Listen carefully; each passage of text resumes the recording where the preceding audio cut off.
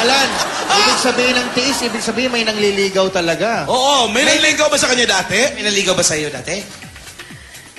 Nung ano po, mayroon din po, kaya lang po, hindi ko na pinapansin. Pinalaki ko na lang po yung aking anak. So, ini-snub nyo na lang po. Dead ma. Opo. So, pero Aling Rosita, hindi nyo naman alam kasi, pwede po namin malaman kung ano ang dahilan kung biglang nawala yung asawa ninyo. Paano po ito bigla na lang ba umalis? Meron kayong hindi pagkakaintindihan? Ano po? Nung 4 months po yung aking anak, umalis na po siya. Hindi ko na siya nakita. Hindi niya nakita talaga yung bata. Kasama ko po sa trabaho yan. Saan ba siya nagtatrabaho dati? Saan ka po nagtatrabaho dati?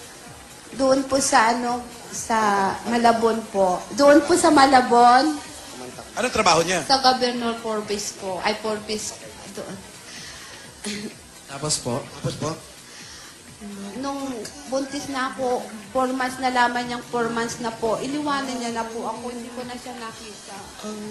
Kahit, 20 years po, hindi nyo pa nakikita ulit? tapos, pag tinatanong ng anak ko kung nasaan yung tatay niya, sabi ko, anak namatay na, hindi ko sinabing kung nasaan siya.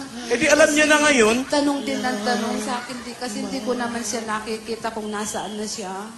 Saan yung anak niyang dalaga? Tinatanong niya kung nasaan yung tatay niya. Sabi ko, hindi ko na siya nakita, anak. Hayaan mo, palalaking kita, anak, ng maayos. At ito po ang binigay niyo sa akin. Nakakatulong po ng marami sa akin ito. Itbulaga, salamat po. Salamat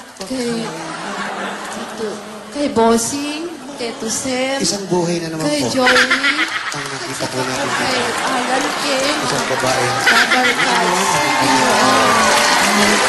sa inyo, Bossing, marami pong salamat. Merry Christmas po. Napakasarap. Yung anak ko Napakaganda.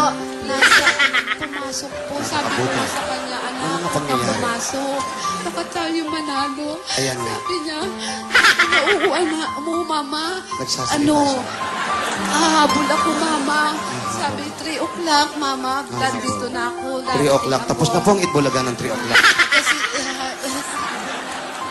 hahabol ako, mama, kung kasi gusto ko rin silang makita sa Bata Barkats. Pero hindi ko po akalain na ako ang mabubunot. Maligaya ako, Bossing, sa ipinagkaloob mong Christmas sa akin.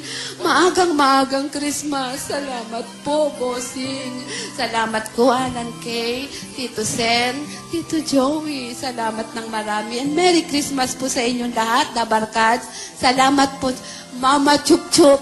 Salamat.